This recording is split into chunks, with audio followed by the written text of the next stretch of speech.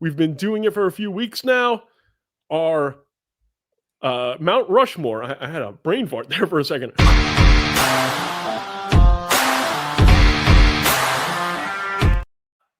This week, it's the Baltimore Orioles as chosen by our very own David Aardsma. DA, who do you have number one in your Mount Rushmore this week? Number one, this is Hall of Famer, third baseman for the Baltimore Orioles, Brooks Robinson. Brooks Robinson, this guy was incredible. You want to talk about just having a great glove. This was the guy. Even to this day, and I never got to see Brooks Robinson play live. I have seen plenty of tape, and we're looking at some of that tape right now on the screen. This guy just made everything look so easy. Playing at the hot corner, there's a reason they call it the hot corner. David, when you were growing up, what did you know about Brooks Robinson?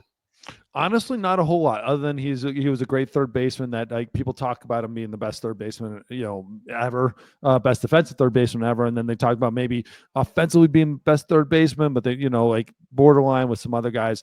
I just heard the stories about how great he was. I didn't get to watch him. He was definitely before my time. But when you start looking at what I like to look at is like MVP and stuff like that. So that's comparing that player to everybody else in the game at that time. He won one MVP in 1964, but almost every single season of his career he had MVP votes. That means that they're looking at him saying, offensively, defensively, everything, he just stood out constantly compared to his the players of his generation.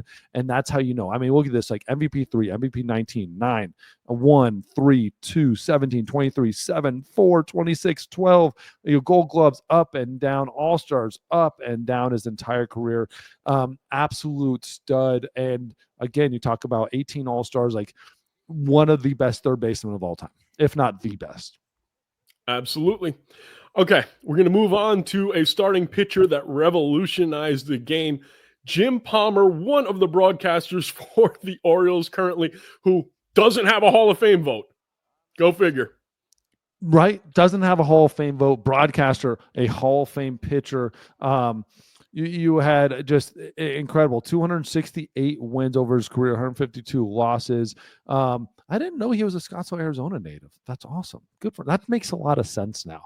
6-time All-Star, Cy Young's 3 times, 2 ERA titles. Just absolutely amazing. Leads the Orioles in almost every pitching stat ever. There you see Jim Palmer right there. You can see Jim Palmer on my wall behind me. Just an absolute incredible workhorse. That's the thing too. Is there's so many innings. He was always taking the ball. He was a good strikeout pitcher, not just over dominant strikeout pitcher, but he just he's one of those guys like he had 23 win season, 22 win season, 20 win, 21 win, 21 win, 22 win, 21, 20 win. It just never ended with how good he was when he was there and when he was healthy. I hear stories about him, like you want him to have that ball in the most important games of your season. And that was the type of pitcher he was. And definitely, without a doubt, the best pitcher in the Baltimore Orioles history. And I tell you what, if we get 100 likes by, let's say, February 23rd, a month from today, I will give this to somebody who likes and is a subscriber and comments. I will give them this Jim Palmer autographed baseball card from my personal collection. I mean, he was Cy Young number 2, Cy Young number 2, Cy Young number 3, Cy Young number 5, Cy Young number 5, Cy Young 1, Cy Young 1, Cy Young 1. Like, dude, the dude could have had 5 Cy Youngs. That would have been amazing. Yep. That was freaking amazing. All right.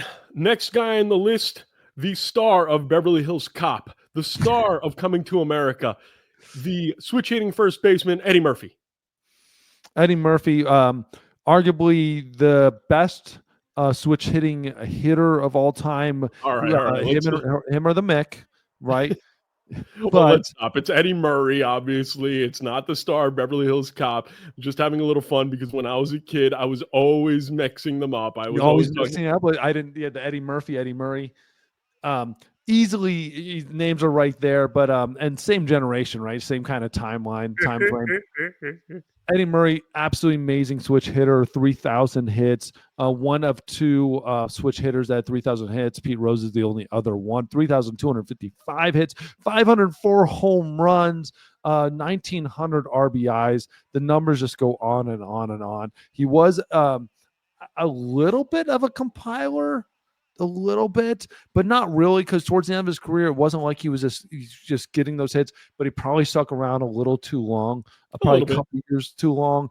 You But see on but the again, screen it right doesn't there. take away his legacy. What? I'm sorry to interrupt you. I was just saying you can see on the screen right now. He had a couple of years with the Mets, which compiler years right there. Yeah. Couple But compiler years where it wasn't the same player, but he was around. But again, he was still productive. That's the thing about it. I don't want to call him compiler years because the dude still hit 285, 265, like 323 is 39. He was 39 and hit 323. There might have been some help with that. Who knows? Because usually at 39, you're not going out there and having one of the best seasons of your career. But it is what it is. But again, no MVPs under his belt. But he had an MVP 2, MVP 2, MVP 4, MVP 5, MVP 5, like 6, 11, 8, like MVP 5. Like he was right there always with a lot of the best players. And the thing was, too, like wherever he went, the teams were good. Teams were really good, and he was on that one of the greatest baseball teams ever to not win a World Series with the Cleveland Indians. give me a comp for Eddie Murray in today's game, because I just thought of one, and you're gonna be like, "Wow, you're right." He's not a switch hitter, but with the Guardians, with Jose Ramirez. Yes, 100%. Just always in the top. That's who you're thinking. That's awesome. Yeah, top tier of hitters, and never got an MVP, never got the national love, but damn good hitter. Yeah, just didn't ever get that number one love, but Yeah. you're always sitting there going like, dude, that dude's always really good. Yeah. Yeah. I want that guy on my team if I can get him. Always one on the team, and they're always good with him. You're starting to think like me, David, which is awesome or scary. Scary, and I don't know if there's this next player. I don't know if there is a comp. No, there is no comp for the next player. He's incomparable. Mr. Cal Ripken Jr. Iron Man. I mean, what are you going to say? Just what are you going to say? Obviously, the most famous thing he's ever known for is his consecutive game streak, 2,632. I remember watching it. I'm sure you remember watching it. You're crying when he's sitting there, like after the game, after it becomes an official game, crying watching that and just knowing what he did, how amazing it was. There might have been some help along the way to make sure that streak continued, some rain outs, some light outs, some things happened, but that's how those streaks happen. And that, again, those streaks don't happen just all by yourself. Those streaks happen with a lot of help. What's funny is that there were years where he only had 161 games or 160 games or whatever it is. Like you didn't have 162 games. And again, you had the strike shortened seasons in 94, 95, but he played every single day.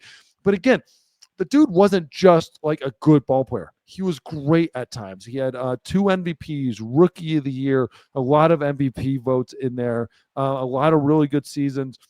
Of course, there came a point where he was playing and he was good, but wasn't great. He moved to third base, which was, I think, one of the best things the Orioles ever did. And that the fact that veteran sat back and said, yes, that's something now I have to do, move to third base, transitioned wonderful, and still had great. I remember the All-Star game in Seattle where A-Rod went out there and kicked him out of third base, made him play shortstop, and then he goes out and hits a home run. Like, you're kidding me? There's some storybook players. Like, Jeter's a storybook player.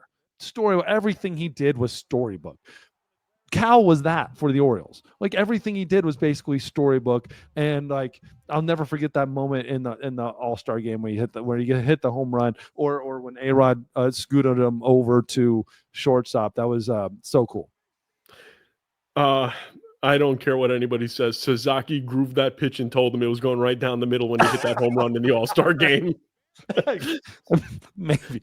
I wouldn't doubt stuff like that happens. I would say, I don't know if he told him or whatever, but there's no doubt if I'm facing Cal Ripken, knowing the moment, I'm trying to groove 3 down the middle, which means I would have walked him on 4. Maybe even hit him. God, could you imagine if you would hit him? Oh my God, I would have walked up and hugged him. And by the way, I met Cal once. The dude is huge, way bigger than me. Like I walked out and I went, dude, like I had you're a shortstop. What are you doing? The dude's like 6'4", 220 when I saw him. I'm like, dude, this bro. And I was like at the peak of my career. And I'm like, whoa, like you're a big boy. Well, that's why he was the prototype for the modern shortstop. He was the reason why guys like A-Rod were able to play, being that big, that tall, that strong. Nobody told them, well, no, you're a little too big to play shortstop. If Cal did it, why couldn't he? Right. I actually had the pleasure of producing Cal's show on SiriusXM. They used to have a show with Cal and Billy Ripken, which still my favorite line from anybody when I said, all right, Bill, talk to you soon. He's like, all right, stay in touch with yourself. Hey,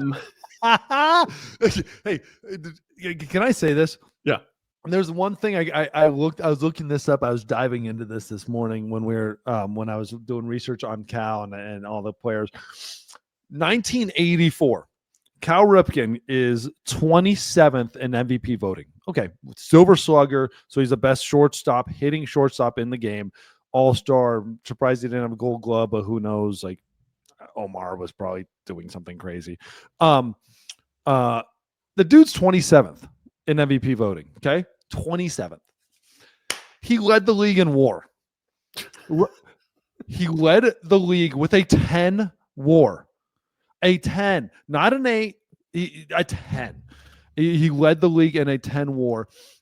And the dude had 27 home runs, 86 RBIs, fine. Hit 304, 880 OPS, 103 runs, 195 hits. Like he had, of course, he played every single game too. Willie Hernandez of the Detroit Tigers won the Cy Young because as a closer with 32 saves, with a 2 ERA, 1.92. Ken Herbeck had 27 home runs, like the same amount of home runs. Cal had a higher WAR. Cal had more hits. Cal had less RBIs, 311 batting average to 304. Like the dude, like it was half WAR. It was half of the WAR that Cal had. Like you start going down this, Dan Quisenberry was number 3 with 44 saves and a 2.6 ERA. Like we wouldn't even be looking at that now. The dude wouldn't even gotten a vote if he had those numbers today. Eddie Murray was 4. Eddie Murray had a great year. A lot of walks, 160 games played, a lot of hits, all this stuff. Like Cal was 27th and had legit MVP stats. Like number 1 stats. That's what I want to know. Who was 26th? Who was better than Cal? Doyle Alexander. 17 wins, 6 losses, 3.3 ERA, legit. Mike Boddicker with Baltimore had 20 wins. 20 and 11 with a 2.79. Led the league in ERA, led the league in wins, and was 25th. Like there's some numbers on here. I'm just sitting here going like, how the hell? How did Kirk Gibson get more votes? Same amount of home runs, lower batting average, less hits. Like OPS was less. Like, but they were higher. I don't, dude. That voting for that year, like if WAR existed, Cal Ripken has an MVP. Yep. All right, so that's the top 4 on our Mount Rushmore. Who was your first guy out? George Sisler, absolute stud, incredible player from back in the day, in the 20s, 15s, and 20s. Incredible ball player. MVP, couple batting titles, 344 career hitter. I think everybody back then hit 344. You look like he led the league in a bunch of stuff, a bunch of years. Absolutely amazing player.